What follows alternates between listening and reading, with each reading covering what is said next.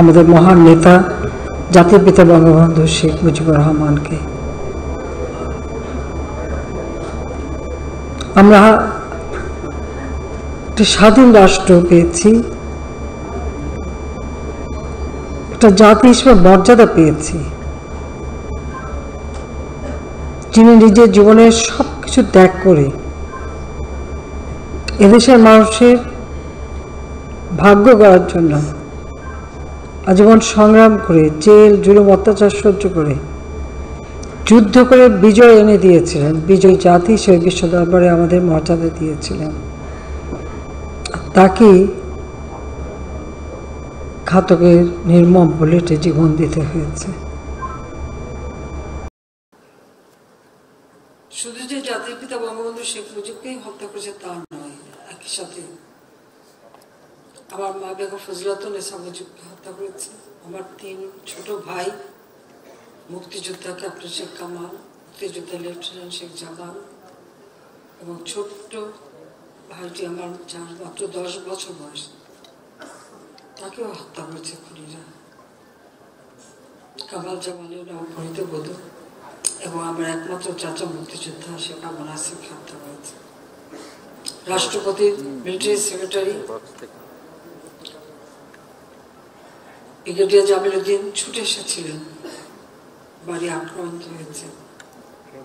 ঘাতকী দল তাকেও ছাড়েনি, তাকেও হত্যা করে। পুলিশ অফিসার সিদ্দিকুর রহমান বাধা দিয়েছিল ঘাতকদের দোতলায় যেতে, তাকে হত্যা করে। ঠিক একই সাথে আমার মেজপুকুর বাড়ি ধানমন্ডি দেওনাঘাট উঠেছিল, সেই বাড়ি আক্রমণ করে যুবনেতা শেখ ফজলুল হক মনি এবং তার অন্তঃসত্ত্বা স্ত্রী আঞ্জুমনিকে হত্যা করে। মিন্টু রোডে 27 নম্বর মিন্টু রোডে আব্দুল রাব সানিবাদ সাহেব থাকতেন, কৃষি মন্ত্রী ছিলেন। মুক্তিযুদ্ধের সংগঠক, মুক্তিযুদ্ধের শাসক পরিচালনা করেছেন, তাকে নির্মমভাবে হত্যা করে। একই সাথে তার 13 বছরের মেয়ে, 10 বছরের ছেলে আরিফ, 4 বছর নাতি সুকান্ত, 72 পুত্র যে সাংবাদিক, মুক্তিযোদ্ধা এবং তার ভাগ্নে সহ ওই বাড়িতে নির্মম হত্যাকাণ্ড চালায়। গুলির আঘাতে আমার ফুপু আহত ছিল, আমার 2 ফুফাতো বোন ভাই তারাও আহত, এবং বাড়ির কাজের লোকজন আছে। আমার ফুপু যতদিন বেঁচে ছিলেন সেই গুলির আঘাতে পঙ্গু অবস্থায় বেঁচেছেন। এখন আমার ফুফাতো বোন সেই গুলির আঘাতে পঙ্গু অবস্থায় বেঁচে আছে। 15ই আগস্টের এই ঘটনা যারা শাহাদাত বরণ করেছেন, আমি তাদের শ্রদ্ধার সাথে স্মরণ করি আর তার মাগফিরাত কামনা করি। 3রা নভেম্বর 75 সাল কারাগারে 4 জাতীয় নেতা সৈয়দ নজরুল ইসলাম, তাজউদ্দিন আহমেদ, মনসুর আলী এবং কামরুজ্জামান খান হত্যা। আওয়ামী লীগের অগণিত নেতা কর্মী, তাদের উপর নেমে আসে অকথ্য অত্যাচার। অনেকেই জীবন দেয়, অনেকে লাশ গুম হয়ে যায়। আমি তাদেরকে আজকে শ্রদ্ধার সাথে স্মরণ করি।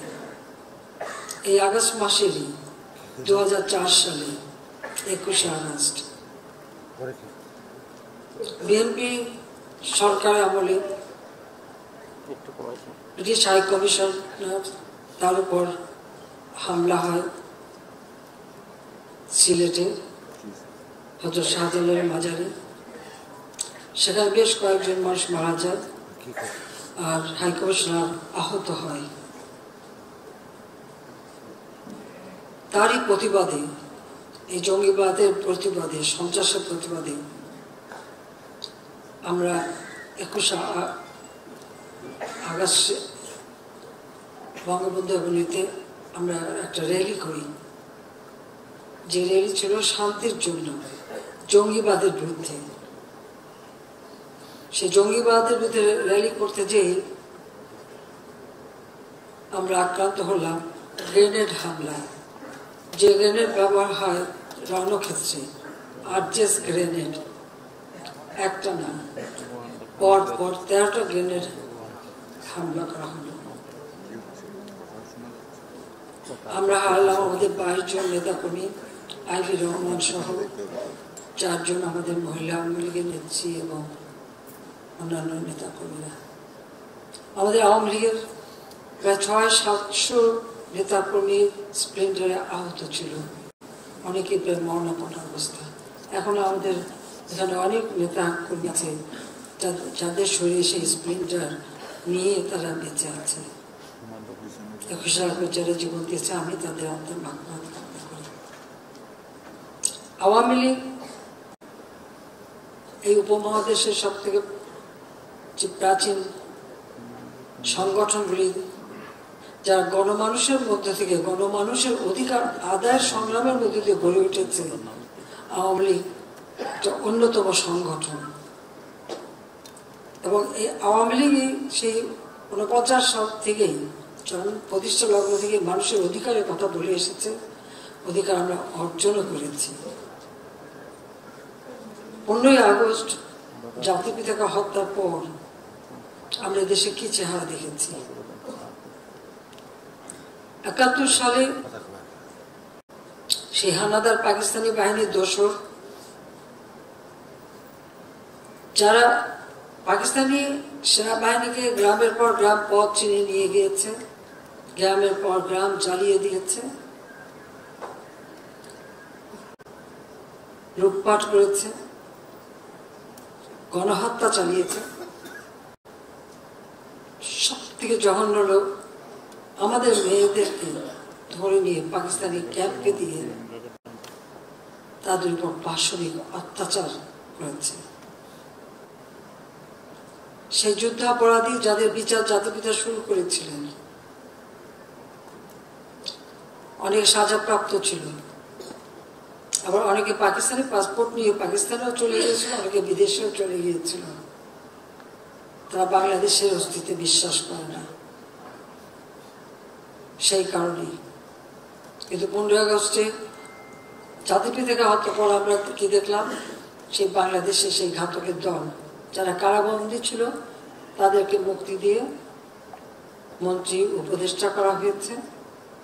স্বাধীনতার বিরোধী যারা, তারাই ক্ষমতা। জাতির পিতার হত্যাকারী, তাদের বিচার হবে না। ইনডেমনিটি অর্ডিন্যান্স জারি করে বিচারের হাত থেকে তাদেরকে মুক্তি দেওয়া হয়েছিল। আমাদের সংবিধান বা আন্তর্জাতিক আইনেও আছে যে হত্যাকারী বিচার হবে। আর আমরা যারা 15ই আগস্ট বাবা মা ভাই বোন যা হারিয়েছি, আমাদের বিচার চাওয়ার কোনো অধিকার ছিল না। আমার ছোট বোন রেহানা বিদেশে ছিলাম, 6 বছর আসতে পারেনি। রেহানার পাসপোর্টটাও রিনিউ করে দেয়। 81 সালে আওয়ামী লীগ আমাকে যখন সভাপতি নির্বাচিত করে, আমি সিদ্ধান্ত নিই দেশে ফিরে আসবো। আমি ফিরে আসি অনেক রকম জোর করেই। এবং কেমন অবস্থা এসেছে একটা চিন্তা করে দেখেন, যেখানে আমার বাবা মা ভাইয়ের হত্যাকারীরা ক্ষমতায়, যেখানে এদেশের যুদ্ধ অপরাধী যারা হত্যা, খুন, লুটপাট, নারী ধর্ষণ, নির্যাতনের সঙ্গে জড়িত, যারা আগুন দিয়ে গ্রামের পর গ্রাম জ্বালিয়ে দেশটাকে ধ্বংসের পথে নিয়ে গিয়েছিল, তারাই ক্ষমতায়। ওই অবস্থায় দেশে ফিরে এসে সংগঠন করে আন্দোলন সংগ্রামের মধ্য দিয়ে আমরা সরকার গঠন করি। আমাদের চলার পথ তো এত সহজ ছিল না। সেই ঘাতকদের মধ্যে এসে বারবার মৃত্যুকে মুখোমুখি দেখেছি। বাংলাদেশের যেখানেই গিয়েছি সেখানেই বাধা পেয়েছি। কখনো বোমা হামলা, সরাসরি গুলি, আক্রমণ, জনসভায় বড় বোমা পুঁতে রাখা, প্রতিনিয়ত এই ধরনের অবস্থা মোকাবেলা করেই আমাদের চলতে হয়েছে এবং আওয়ামী লীগের অগণিত নেতাকর্মী জীবন দিয়েছে। মোহাম্মদ হানিফের কথা আমি স্মরণ করি এবং আমার সাথে আরও যারা ছিল, আমাকে মানব ঢাল রচনা করে রক্ষা করেছিল 21শে আগস্ট। প্রতিবারই যখন আক্রান্ত হয়েছে সরাসরি গুলি করেছে, কত জীবন ছড়ে গেছে। 88 সালের 24শে জানুয়ারি চট্টগ্রামে 30 জনের মতো আমার আওয়ামী লীগ এবং সহযোগী সংগঠনের নেতাকর্মী মৃত্যুবরণ করে। আমি ট্রাক রূপেছিলাম, সরাসরি আমাকে গুলি করা হয়েছে। ঠিক এইভাবে সারা বাংলাদেশেই প্রতিনিয়ত এই অবস্থা মোকাবেলা করেই দীর্ঘ 21 বছর পর আমরা সরকার গঠন করি।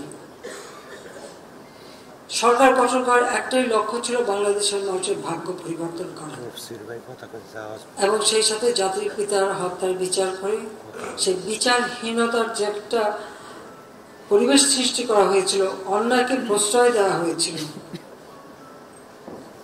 সংবিধান লঙ্ঘন করা হয়েছিল, আবার সেই আইনের শাসন ফিরিয়ে আনা। আমরা জাতির পিতার হত্যাকারী যারা তাদের বিচার করেছি, যুদ্ধ অপরাধীদেরও বিচার করেছি। এটা করতে যে সেখানে অনেক ধমকি ধামকি অনেক কিছু সহ্য করতে হয়েছে, কিন্তু আমরা করতে পেরেছি। এটাই হচ্ছে সব থেকে বড় কথা, কারণ লাখো শহীদের রক্তের বিনিময়ে আমরা স্বাধীনতা পেয়েছি। এই শহীদের রক্তের মূল্য আমাদের দিতে হয়েছে, তাই আমরা সেই শহীদের বিচার করেছি। জাতির পিতার হত্যা আমরা বিচার করতে পেরেছি। আমার মনে হয় এর থেকে বড় পাওয়া বাঙালির জন্য আর কিছু না, যে একটা অন্যায়কে প্রশ্রয় দেওয়া হয়েছিল, আমরা সেই মানুষ যাতে ন্যায় পায় সেই ন্যায় বিচারের পথটা আমরা সহজ করে দিয়েছিলাম। বাংলাদেশ মুক্তিযুদ্ধ চলাকালীন সময় অনেক বড় বড় দেশ যারা আমাদের মুক্তিযুদ্ধ সমর্থন করেনি, বরং তারা অস্ত্র শস্ত্র অর্থ দিয়ে পাকিস্তানি হানাদার বাহিনীকে মদত দিয়েছিল। এমনকি সেই যুদ্ধ জাহাজ 7 ফ্লিট পাঠিয়েও আমাদের মুক্তিযুদ্ধকে যারা বাধা দিতে চেষ্টা করেছিল। যখন বাংলাদেশ স্বাধীন হয়ে যায় তখন তাদের বক্তব্য ছিল, এই দেশ স্বাধীন হয়ে কি হবে, এটা তো বটমলেস বাস্কেট হবে, অর্থাৎ অর্থনৈতিকভাবে এই দেশ কোনোদিনই উঠে দাঁড়াতে পারবে না। আর পাকিস্তানিদের অনেক বুদ্ধিজীবীদের কথা ছিল যে বাংলাদেশের জনসংখ্যা বেশি, সেখানে মানুষ গরিব, ওটা তো পাকিস্তানের জন্য একটা বোঝা ছিল, ওটা চলে গেছে, ভালোই হয়েছে, এখন তারা অর্থনৈতিকভাবে অনেক উন্নত হতে পারবে। এইভাবে তার ব্যঙ্গ করেছে আমাদের নিয়ে। খুব স্বাভাবিক যে এই সমস্ত কথাগুলি আমাদের জন্য অত্যন্ত অপমানজনক ছিল। আমার একটাই প্রত্যয় ছিল যে স্বাধীনতার সুফল বাংলার মানুষের ঘরে পৌঁছে দেওয়া এবং স্বাধীনতার চেতনায় বাংলাদেশকে গড়ে তোলা, এবং এই বাংলাদেশ আর্থসামাজিকভাবে যারা আমাদের সাথে ব্যঙ্গ করেছে, যারা আমাদের দেশে গণহত্যা চালিয়েছে, তাদের থেকেও আর উন্নত বাংলাদেশ গড়ে তোলা, এটাই ছিল লক্ষ্য। আর সেই লক্ষ্যটা কিন্তু আমরা অর্জন করেছি। বাংলাদেশ আজকে বিশ্বে উন্নয়নের রোল মডেল। বাংলাদেশ 33তম অর্থনীতির দেশ, যেখানে যুদ্ধ বিধ্বস্ত দেশ গড়ে তুলে জাতিপিতা স্বল্পোন্নত দেশ হিসেবে বাংলাদেশকে আন্তর্জাতিক স্বীকৃতি, জাতিসংঘের স্বীকৃতি অর্জন করে দিয়ে গিয়েছিলেন 75-এর পর সেই 21 বছর, এবং তারপরে আবার 2001 থেকে 8, এই 29 বছর কিন্তু বাংলাদেশ 1 ইঞ্চি সামনের দিকে এগোতে পারেনি। কিন্তু আওয়ামী লীগ যখন সরকার এসেছে তখনই এই বাংলাদেশের উন্নতি হয়েছে, বাংলাদেশের মানুষের আর্থসামাজিক উন্নতি হয়েছে, দারিদ্রের হার যেখানে 41 আমরা 18 নামাতে পেরেছি, হত দরিদ্র 25 থেকে আমরা মাত্র 5 নামিয়ে এনেছি, প্রতিটি মানুষকে আমরা বিনা পয়সা ঘর করে দিচ্ছি, চিকিৎসা সেবা দোরগোড়ায় নিয়ে গেছি, শিক্ষার সুযোগ করে দিয়েছি, সাক্ষরতার হার 45 ভাগ থেকে আজকে 78 ভাগে উন্নীত করতে পেরেছি। মানুষের আয়ুষ্কাল বৃদ্ধি পেয়েছে, মানুষের জীবনে একটা সুখ স্বাচ্ছন্দ্য ফিরে এসেছিল, মানুষের আয় বৃদ্ধি পেয়েছে, মাথাপিছু আয় বৃদ্ধি পেয়েছে, মানুষ একটা সুন্দর উন্নত জীবনে স্বপ্ন দেখতে শুরু করেছে। আধুনিক প্রযুক্তি জ্ঞান সম্পন্ন একটা সমাজ ব্যবস্থা গড়ে তোলা, ডিজিটাল বাংলাদেশ গড়ে তুলব ঘোষণা দিয়েছেন, সেটাও আমরা বাস্তবায়ন করেছি। আধুনিক প্রযুক্তি ব্যবহারে আমাদের যুব সমাজ, আমাদের ছাত্র ছাত্রী তারা কিন্তু সেই সুযোগ পেয়েছিল। আজকে যারা বাংলাদেশে হয়তো 20 বছরও বয়স, তারা তো কল্পনাও করতে পারে না যে মাত্র 2008-এর বা 2007-08-এর বাংলাদেশ কেমন বাংলাদেশ ছিল, বা 96 সালের আগে কেউ একটা কম্পিউটার ব্যবহার বা একটা ইন্টারনেট ব্যবহারও জানতো না। এটা কিন্তু এরা জানে না, নতুন প্রজন্ম। তারা যখন বড় হচ্ছে তখন তারা সবই পাচ্ছে, হাতের মুঠোয় মোবাইল ফোন, ইন্টারনেট সার্ভিস, প্রযুক্তি ব্যবহার, শিক্ষায় দীক্ষায় আধুনিকভাবে আমাদের শিক্ষা নীতিমালা প্রণয়ন করে আমরা তা বাস্তবায়ন করে তাদের একটা সুযোগ সৃষ্টি করে দিয়েছি। তো সেই সুযোগে তারা জাতীয় আন্তর্জাতিকভাবে যাতে পড়াশোনা করতে পারে, উচ্চ শিক্ষার ক্ষেত্রেও আমরা তাদেরকে সেই প্রাইমারি থেকে প্রি প্রাইমারি থেকে উচ্চ শিক্ষা পর্যন্ত আমরা বৃত্তি উপবৃত্তি দিয়ে তাদেরকে সহযোগিতা করে যাচ্ছি, যে একটা শিক্ষিত জাতি গড়ে উঠবে, এবং যে জাতি হবে অসাম্প্রদায়িক চেতনার উন্নত জাতি।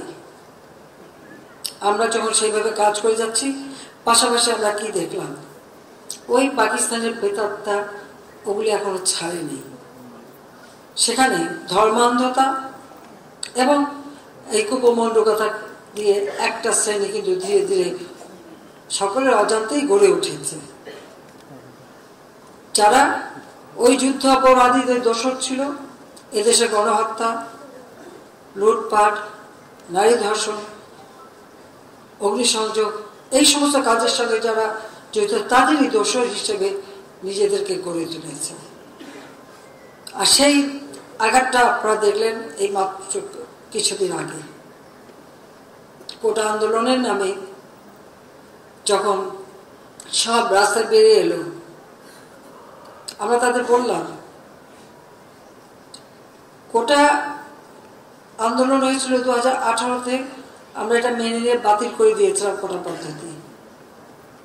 কিন্তু হ্যাঁ, মুক্তিযোদ্ধার সন্তানরা মামলা করলো, সেখানে আবার আমার করা যে প্রজ্ঞাপনটা বাতিল করে দিল হাইকোর্ট, আবার কোটা ফিরে আসলো। সাথে সাথে সরকারের পক্ষ থেকে অ্যাপিলেট ডিভিশনে আপিল করা হলো।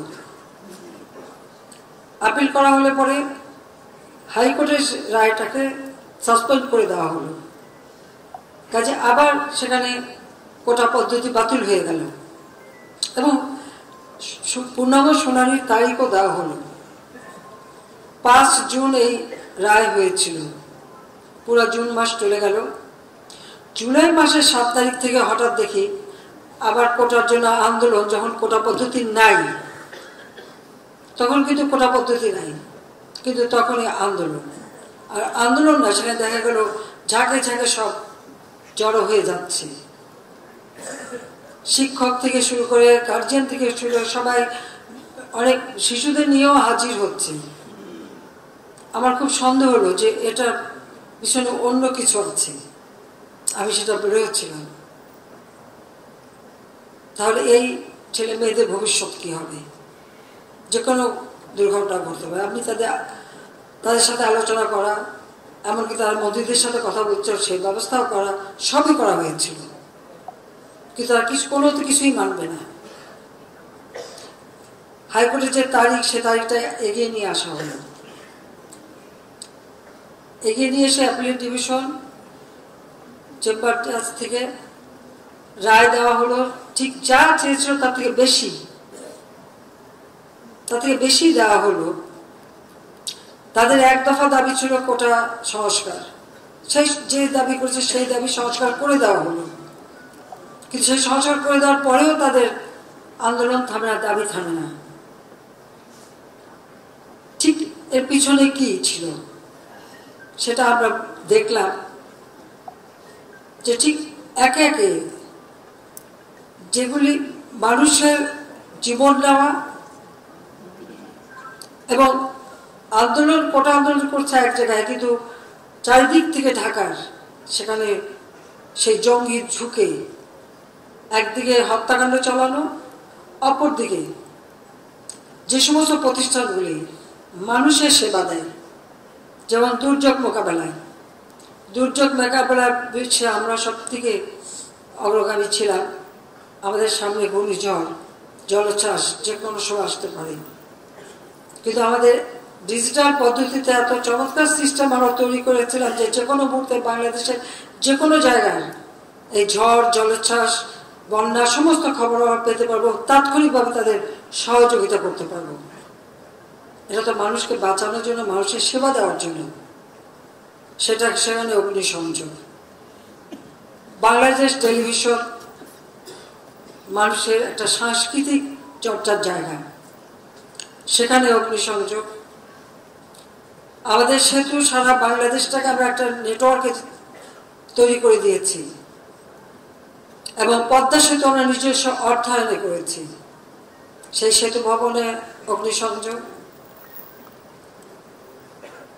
এমনকি মানে আমাদের ডিজিটাল সিস্টেম যেটা আমরা করেছি, ডাটা সেন্টার, বিটিআরসি ভবন, যেখান থেকে পুরো ডিজিটাল সিস্টেমটা সারা বাংলাদেশে পরিচালনা করা হয়, স্যাটেলাইট থেকে যেখানে সমস্ত কিছু নিয়ন্ত্রণ করা হয়, সেটাকে আগুন দেওয়া হলো। এমনকি সাবমেরিন কেবল, এটা মাটির নিচ দিয়ে ছিল রাস্তা করার জন্য, সেটা কিছু দিনের জন্য উপরে রাখা হয়েছিল, সেটাকে নষ্ট করা হলো। পাশাপাশি মানে আরো কত বলবো, একের পর এক ধ্বংস, আগুন দিয়ে পোড়ানো। এবং আমাদের স্বাস্থ্য, কোভিড-19 মোকাবেলা করে সারা বিশ্বে আমরা একটা দৃষ্টান্ত স্থাপন করেছি। তার জন্য যে হসপিটালটা তৈরি করেছিলাম, সেই কোভিড-19 হসপিটাল, সেখানে আগুন।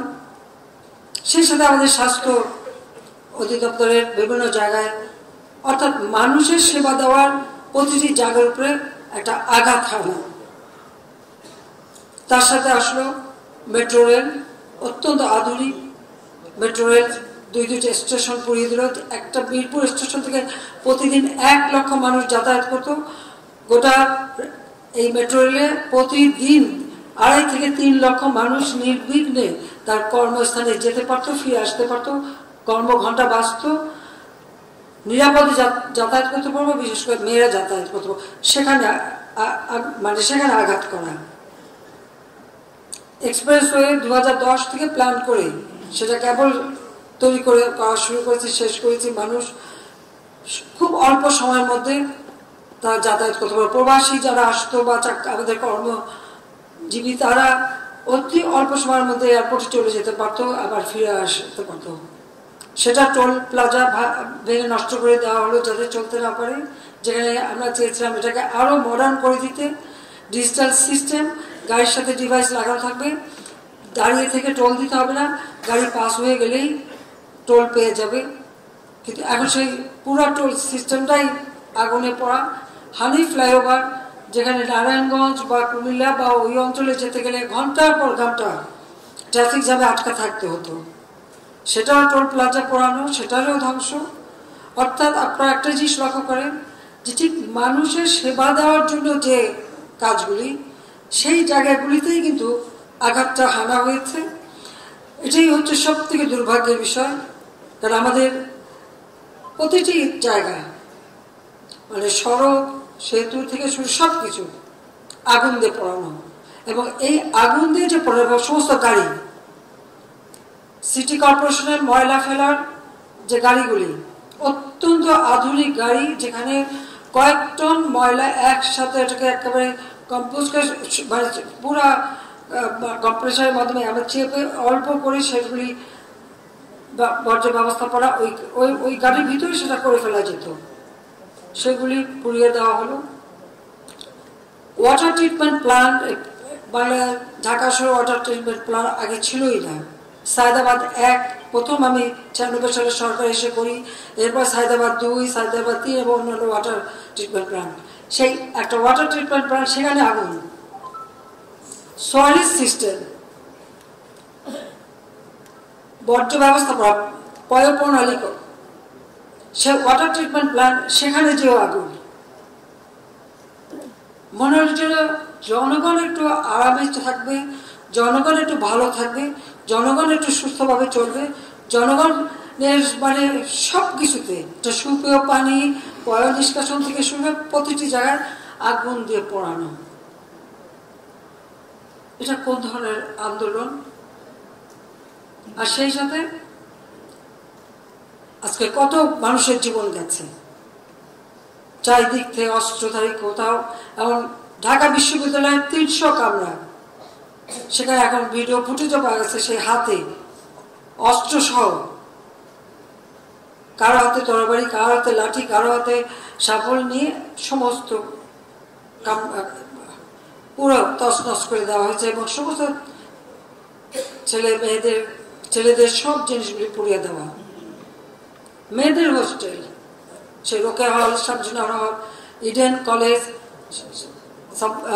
বদরুন্নেসা কলেজ, মেয়ে হয়ে মেয়েদের উপর যে টর্চার, ঠিক পাকিস্তানি আমলে পাকিস্তানি হানাদার বাহিনী যেরকম টর্চার করছে, ঠিক সেই ধরনের টর্চার করলো মেয়েদের উপর।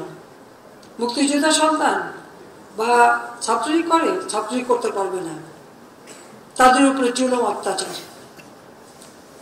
এক মেয়েকে 100 বার উদ্বাস করালো। আর তারপরে যে সমস্ত ঘটনা ঘটিয়েছে, একজন মহিলা সাংবাদিক প্রকাশ্য রাস্তায় ফেলে তাকে উল্লঙ্ঘন করে, তার উপরে পাশবিক অত্যাচার থেকে শুরু করতে এমন কিছু নেই 3 জন সাংবাদিক উপরে এই অত্যাচার না করেছে।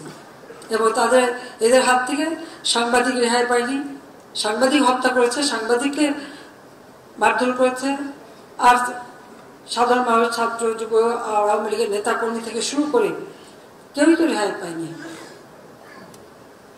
আজকে যে প্রাণহানিগুলি ঘটলো, যেখানে দাবি শতভাগ মেনে নেওয়া হয়ে গেছে, সেখানে এই আন্দোলন চালিয়ে যাওয়ার কি যৌক্তিকতা আছে? কার স্বার্থে? কেন?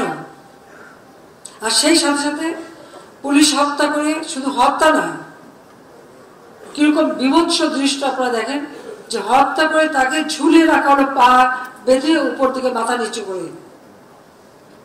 আমাদের গাজীপুরের যে কর্মী দলের, তাদেরকে মেরেছেই, হাসপাতালে চিকিৎসা নিতে গেছে, সেখান থেকে বের করে নিয়ে এসে পা গাছের সাথে ঝুলিয়ে রেখে তারপরে তাকে গুলি করা হয়েছে।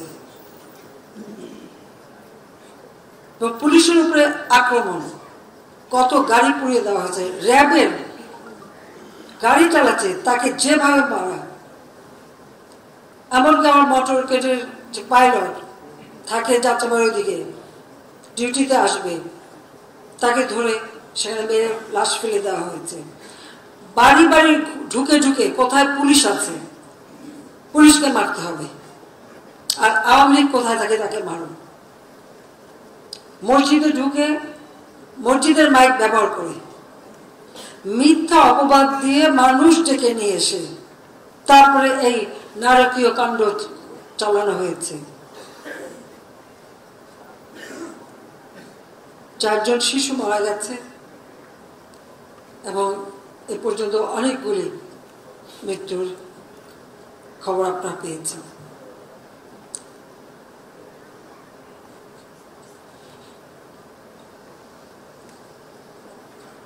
বাংলাদেশে আসার পর থেকে আর 75-এর পর থেকে তো আমরা শুধু লাশের মিছিলই পাচ্ছি, দেখছি। এবারেও প্রায় 200-এর উপর মানুষ মারা গেল।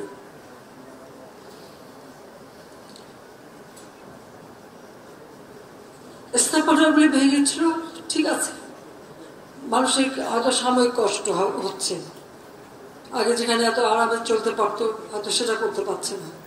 সেগুলি তো এক সময় আবার সময় লাগবে, কিন্তু এক সময় সেগুলি ঘুরে তোলা যাবে। কিন্তু যে জীবনগুলি ছড়ে গেল, ছোট্ট ছোট শিশুরা গুলিবদ্ধ, এই গুলিগুলি কিভাবে লাগলো? তারপর মিথ্যাচার, দোতলা বাড়ির মধ্যে জানলার কাছে ছেলেটা, তার গুলি লেগেছে, বলে হেলিকপ্টার থেকে গুলি লেগেছে। আপনারা বলেন হেলিকপ্টারের গুলি ঘরের মধ্যে ঢুকবে কিভাবে? আর সেই গুলি ঢুকে কিন্তু তার দেওয়ালে যে ফুটো করে দিয়েছে। সেখানে তদন্তের জন্য লোক গেছে, তারা দেখে তারা সেখানে হেলিকপ্টার দিয়ে গুলি করলো কিভাবে। যখন পুলিশ আটকা পড়লো, যখন বিটিভিতে এখানে আগুন দিচ্ছে একটার পর একটা, আমরা হেলিকপ্টার থেকে সেখানে পানি দিয়ে আগুন নেভাবার চেষ্টা করছি, কারণ ফায়ার ব্রিগেড যেতে পারে না। আমার সব থেকে আধুনিক ফায়ার ব্রিগেডের যে গাড়িগুলি সব পুড়িয়ে দিয়েছে, মানুষগুলিকে মেরে তাড়িয়ে দিয়েছে। তখন বাধ্য হয়ে হেলিকপ্টার থেকে আমরা পানি দিয়ে সে আগুন নেভাতে চেষ্টা করলাম। সেই সময় আবার অনেক জায়গায় পুলিশ আটকা পড়লো, তার নিচে আগুন দিয়ে দিয়েছে, পুলিশ উপরে ছাদে বসে আছে, খবর দিল, আমরা হেলিকপ্টার দিয়ে তাদের উদ্ধার করলাম। শুধু পুলিশ কেন, অনেক জায়গায় বিভিন্ন বিল্ডিং এ যে সমস্ত কর্মকর্তারা আটকা পড়েছে, আমরা হেলিকপ্টার দিয়ে দিয়ে তাদেরকে উদ্ধার করেছি। এমনকি নারায়ণগঞ্জে কাজপুরে সেই 10 তলা ভবন আগুন দিয়ে দিয়েছে, তার মালিক থেকে শুরু করে সবাই উপরে যখন ফোন করলো সঙ্গে সঙ্গে পাঠিয়ে হেলিকপ্টার দিয়ে উদ্ধার করা হলো। গাজীপুরের জাহাঙ্গীর, ও মিছিলে আসছিল গাড়ি নিয়ে, সেখানে তাকে মারলো, তার সাথে যে সাথী তাকে তো মেরে হাসপাতাল থেকে বের করে পা বেঁধে ঝুলিয়ে গুলি করলো। আর জাহাঙ্গীরকে এমন ভাবে মেরেছিল, ও আমাকে ফোন করেছে আর বললো যে আপু আমি কিন্তু বাঁচবো না, আমার উপরে হামলা হচ্ছে, শিখে আমাকে বাঁচান। সেখানে যখন পাঠালাম, পুলিশ ঢুকতে পারে না, আর সেখানে কিন্তু সব অস্ত্রধারী সব ওই বিল্ডিং ঢুকে সবকিছু তছনছ করেছে। এরপরে হেলিকপ্টার দিয়ে কোনোভাবে তাকে উদ্ধার করে হাসপাতালে নেওয়া হলো। এটা কোন ধরনের তাণ্ডব, এটা কোন ধরনের আন্দোলন? আর এই আন্দোলনকে আবার আমাদের অনেক জ্ঞানীগুলি বুদ্ধিজীবীরা সমর্থন দিয়ে যাচ্ছে। কিসের সমর্থনটা দিচ্ছে? দাবি যেটা ছিল সেটা তো পূরণ হয়ে গেছে, তারপরে আবার এইভাবে নেমে আসলে আঘাত পাইত সাধারণ ছাত্রছাত্রী। আর যারা এই আন্দোলনকে কেন্দ্র করে তাদের একটা জিজ্ঞাসা বা সন্ত্রাসী কর্মকাণ্ড, জঙ্গি কর্মকাণ্ড চালায়, তারা তো তাদেরটা করে, তাতে ভুক্তভোগী হয় সাধারণ মানুষ। এখানে পুলিশ, র্যাব, সাংবাদিক, সাধারণ মানুষ কেউ তো রেহাই পায়নি, প্রত্যেকেই হয় আহত। এবং এই আহতদের যে আমরা দেখতে গেলাম, সেখানে মাত্র কয়েকজন আমরা পেলাম, মাত্র 5-6-7 জন ছাত্র, বাকি সবই দেখা গেল কয়েকটা শিশু ছিল, আর বেশিরভাগই সাধারণ খেটে খাওয়া মানুষ। কারণ ওই আঘাত পড়লে মরলে সাধারণ খেটে খাওয়া মানুষগুলি তো বেশি পায়, তাদের জীবন জীবিকা কিভাবে চলবে? কেউ পরীক্ষা দিতে যাবে, হয়তো দিয়েছে, সেই রকম ছাত্র আমি একটা দুজন পেলাম কয়েক হাসপাতালে। আমি তো প্রত্যেকটা হাসপাতাল আমি শুরুতে যাইনি, কারণ ইনফেকশন ছিল, হয়ে যাবে সেই ভয়। আমাদের ডাক্তার বেগম রোকেয়া এবং আমাদের স্বাস্থ্য প্রতিমন্ত্রী, স্বাস্থ্যমন্ত্রী থেকে শুরু করে সব জায়গায় আমাদের দলেরও যারা বিভিন্ন জায়গায় হাসপাতালে যে খোঁজ নিয়েছে, খবর নিয়েছে, যাদের প্রয়োজন ব্লাড দেওয়া সবকিছু আমরা সমস্ত চিকিৎসা সব ব্যবস্থা আমরা করেছি। কিন্তু একটা কোটার আন্দোলনের নাম দিয়ে এইভাবে একটা নাশকতা করা, যাতে জঙ্গিবাদী কর্মকাণ্ড পরিচালনা করা, আমি আগেই সাবধান করেছিলাম। আপনাদের মনে আছে 17 তারিখে বোধহয় আমি টেলিভিশনের ভাষণ গার্জিয়ান অভিভাবকদের বলেছিলাম, শিক্ষকদের বলেছিলাম, যেখানে আপনাদের সন্তানের জীবনে ঝুঁকি আছে, আপনারা সন্তানদেরকে বেরোতে দিয়েন না। কারণ আমি তো জানি এদেশে ওই জঙ্গিবাদ, সন্ত্রাসবাদ তারা কত দূর কি করতে পারে। আমি তাদেরকে সতর্ক করেছি যে হাইকোর্টের অ্যাপেলেটিভেশন রায় দেবে, আপনারা হতাশ হবেন না। আমি তো রায়ের ব্যাপারে বলতে পারি না যে এই রায় দেবে, কিন্তু আমি তো তাদেরকে বললাম যে আমরা সরকার পক্ষ থেকে আমরা আপত্তি জানাবো না, তাদের যেটা দাবি, কারণ এটা সরকার পক্ষ থেকে আপত্তি না জানালে যেটা দাবি সেটা এসে যাবে, আমরা সেটুকু করতে পারি আইনতভাবে, যদি আমি কোর্ট কাছারি আদালত মেনে চলি। সেটা আমি বললাম যে আপনারা হতাশ হবেন না। তারপরেও তারা না দেবে, যে আজকে যে সারা বাংলাদেশে এতগুলি প্রাণ ঝরে গেল, এ দায় দায়িত্ব কার? একটা জিনিস গেলে আবার গড়ে তোলা যায়, কিন্তু একটা জীবন গেলে, প্রাণ গেলে তো আর ফিরে পাওয়া যায় না। আর যারা আপনজন হারিয়েছে, যে মা তার সন্তান হারিয়েছে, যে সন্তান যার বাবা হারিয়েছে, তাদের কষ্ট আর কেউ না বুঝুক, আমি তো বুঝি। কারণ আজকে এই আগস্ট মাস আমি তো সেই বাবা মা ভাই সব হারিয়ে সেই ব্যথার ভিতরে কষ্ট নিয়ে এই বাংলাদেশে ফিরে এসেছিলাম। নিজের ছোট ছোট বাচ্চাদের মাতৃশ্রম বঞ্চিত করে কেন? বাংলাদেশের মানুষের জন্য, যে এই দেশের মানুষের সুন্দর জীবন পাবে, উন্নত জীবন পাবে, সাধারণত সুফল পাবে, প্রত্যেকে পেট ভরে ভাত খাবে, প্রত্যেকে সুন্দর লেখাপড়া শিখবে, উন্নত জীবন পাবে, দারিদ্রের হাত থেকে মুক্তি পাবে, বাংলাদেশ উন্নত হবে, সমৃদ্ধশালী হবে, বিশ্ব দরবারে একটা মর্যাদার আসন পাবে। যে মর্যাদা আমরা 1971 সালে মুক্তিযুদ্ধে বিজয় অর্জনের পর পেয়েছিলাম, 1975 সালে 15 আগস্টের পর যে আমরা হারিয়েছিলাম, আবার সেই মর্যাদা ফিরে নিয়ে আসবো। আমি কিন্তু এনেছি। বাংলাদেশ বিশ্বে সেই মর্যাদা পেয়েছে, সেই জায়গা আমরা নিয়ে গিয়েছিলাম। আর আজকে আমরা কি দেখি? আজকে বাংলাদেশ সম্পর্কে প্রতিটি জায়গায় একটা মানে নেতিবাচক একটা মনোভাব হয়ে গেছে। এই যে এতদিন এত শ্রম দিলাম, কষ্ট দিয়ে, নিজের দিকে তো তাকাইনি, নিজের ছেলেমেয়ের তো কিছু করিনি, যেটুকু করেছে দেশের মানুষের জন্য, যা কিছু করেছে মানুষকে দিয়েছি। প্রতিটি মিনিট, প্রতিটি সময় দিন রাত পরিশ্রম করেছি। কারণ আমি জানি, আমি বলতাম যে টাইম ইজ টু শর্ট। কারণ আমি জানি যে কোনো সময় ঘাতক আমাকে আঘাত করতে পারে। কারণ আমি বারবার মৃত্যুর মুখোমুখি হয়েছি, কিন্তু যতক্ষণ শ্বাস ততক্ষণ আজ মানুষের জন্য কাজ করব। সেই যে 10 বছরের ছেলে আর 8 বছরের মেয়েকে মাতৃশ্রম বঞ্চিত করে এই দেশের মানুষের আনাচে কানাচে সব ঘুরেছি, এবং প্রতিটি জায়গার উন্নতি হয়েছে। প্রত্যেকটা গ্রাম আজকে শহর হয়ে গেছে, প্রতি ঘরে ঘরে আজকে বিদ্যুৎ দিয়েছে, প্রতিটি মানুষের জীবনমান উন্নত করে দিয়েছে। এটা কি অপরাধ? এটা কি আমার অপরাধ ছিল? আজকে নানাভাবে জাতীয় আন্তর্জাতিকভাবে বাংলাদেশের বদনাম, আর আমি তো আছি, যখন থেকে আসছি তখন থেকেই গালি খাচ্ছি, তো খাচ্ছি। আমি তো পড়া করিনি। আমি জানি, আমার আত্মবিশ্বাস নিয়ে, সততা নিয়ে আমি কাজ করে দেশের মানুষের ভাগ্য পরিবর্তন করেছি। এদেশের কৃষক, এদেশের শ্রমিক, এদেশের প্রতিটি মেহনতি মানুষের ভাগ্য পরিবর্তন করেছি। যখন থেকে সরকার এসেছে তখন থেকেই তো নানা রকম ষড়যন্ত্র। সেই 2001 সালের নির্বাচন, দেশের সম্পদ বিক্রি করার বুঝলেখা দিয়ে যারা ক্ষমতা আসলো, দেশকে আবার ধ্বংসের পথে নিয়ে গেল। একই দিনে 500 জায়গায় বোমা, 36টা, আমাদের 63টা জেলায় বোমা হামলা, আওয়ামী লীগের কত নেতা কর্মীকে মারা হলো। একেবারে 2001 থেকে 6 সারা দেশের তাণ্ডব, জঙ্গিবাদ, বাংলা ভাই ইত্যাদি করে বাংলাদেশের ভাবমূর্তি নষ্ট করলো। আবার 2013 সাল শুরু হলো অগ্নিসন্ত্রাস। সাধারণ বাসে মানুষ যায়, সেখানে আগুন দিয়ে মানুষ পুড়িয়ে দেওয়া হয়। প্রায় 3000-এর উপরে মানুষকে পুড়িয়ে মারল।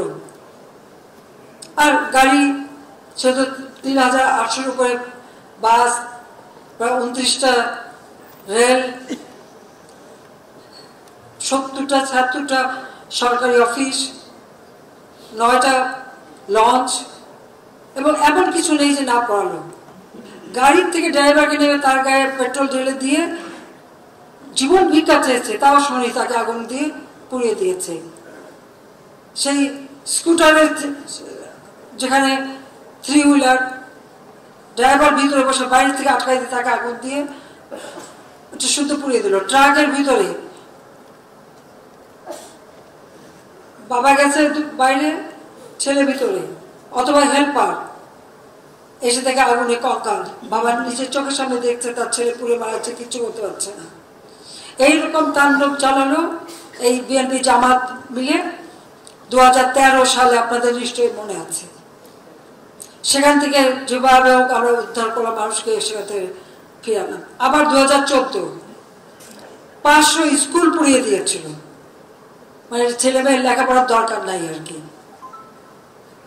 কোর্টে হামলা করলো, জজের উপরে বোমা হামলা, আইনজীবীর উপরে বোমা হামলা, আইনজীবী পর্যন্ত মারা গেল। 2015-তে একই অগ্নি সন্ত্রাস, রাস্তা কেটে দিল, হাজার হাজার গাছ কাটলো, এই 13 থেকে 15 আর এই ধরনের 3225 জন মানুষই মারা গেল। এরা জীবন্ত মানুষকে পুড়িয়ে পুড়িয়ে মেরেছিল।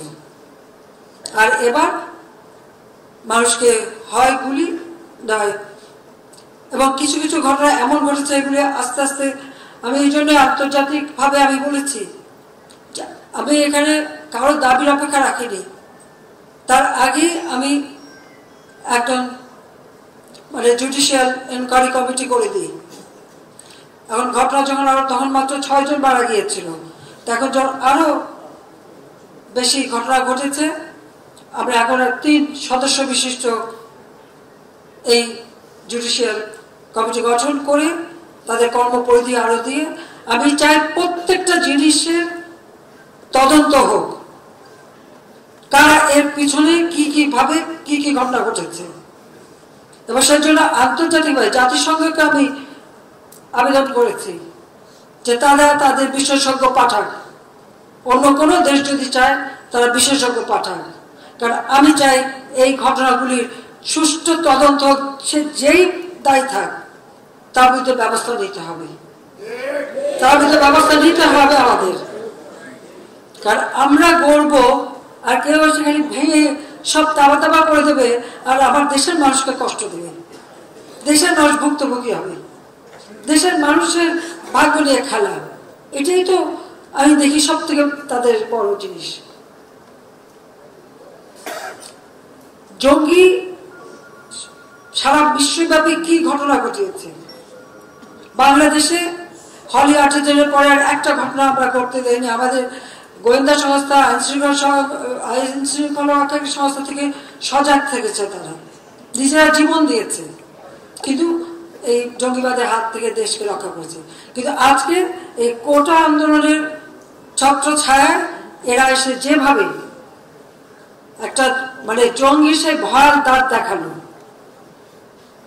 আপনারা একটু মনের স্মরণ করে দেখবেন যখন এরা বসতে মিটিং করছে, আমি বললাম ঠিক আছে ছেলেমেয়েরা বসতে বসুক, আমরা তো রোদে পড়ে বৃষ্টি দেবে যে মিছিল মিটিং করে করে পোড় খেয়ে খেয়ে না এই পর্যন্ত এসেছি। অন্তত আমি সরকার আসার পরে এদের তো সেই ধরনের কষ্ট কাউকে করতে হয় নাই। তো তারা যদি একটু রোদে পড়ে একটু স্লোগান দেয় বসে তো বসলো, এটাতে তোমরা কিছু বলবো না। পুলিশ কত সহনশীলতা দেখিয়েছে, তারা মিছিল করে যেখানে সেখানেই তাদের নিয়ে গেছে, খালি বলছে একটু তাদের নিরাপত্তা দাও তোমরা। আমরা তো সেই আমেরিকা ইউনিভার্সিটি ছাত্ররা নেমেছিল পরে যেভাবে তাদের উপর তাদেরকে একেবারে মেয়েরে ধরে মাটিতে ফেলে অত্যাচার করে, এমনকি শিক্ষকদের বলতে পিছনে হ্যান্ডকাপ দিয়ে বেঁধে নিয়ে তারা সেই আন্দোলন, ছাত্রদের আন্দোলন দমন করেছিল। আমরা তো তা করতে যাইনি, ওইভাবে আমরা শক্তি প্রয়োগ করিনি, বরং তাদের দাবিগুলি। তখন তাদের দাবিটা কি? কারণ এটা আমার করা প্রজ্ঞাপন বাতিল হয়েছে, আমরা আপিল করেছি, সেটা আবার আমরা পেয়ে গেছি, সেটা আন্দোলনের ইস্যুটা আর কি থাকে। তারপরে এই যে ঘটনাগুলি ঘটল আজকে দেশবাসীর কাছে, এরা তো মিথ্যা অপবাদ চালিয়ে যাচ্ছে। আমি ক্ষমতায় থেকে মানুষের জীবন নেব, সেটা তো কখনো হতে পারে না। কারণ আমি তো সবকিছু হারিয়েছি, আর আমার নিজের জীবনটাও তো আমি জানি। এরাই তো বারবার আমাকে হত্যার চেষ্টা করেছে, বারবার হত্যার চেষ্টা করেছে। এখন রাখি আল্লাহ মারে কে? আল্লাহ বারবার আমাকে বাঁচিয়েছে।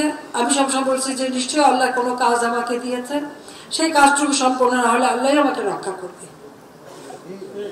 আবার সেই সাহস নিয়ে তো আমি কাজ করে গেছি। তো ওই রকম গ্রেনেড হামলা বা ওইরকম বিশাল বোমা, সরাসরি গুলি, এটা দেখার পরে কতজন নামতে পারে? আমি তো কখনো ভয়ও পাইনি, পরোয়া করিনি যে আমাকে এই দেশের মানুষের জন্য কাজ করতে হবে, মানুষের জীবন মান উন্নত করতে হবে। এবং আমি দাবি করতে পারি সেটা করেছি। এমনকি যেটা আমি লক্ষ্য স্থির করেছিলাম 2021 সালের মধ্যে বাংলাদেশকে একটা জায়গায় নিয়ে আসবো, আমরা বাংলাদেশকে উন্নয়নশীল দেশের মর্যাদা এনে দিয়েছি।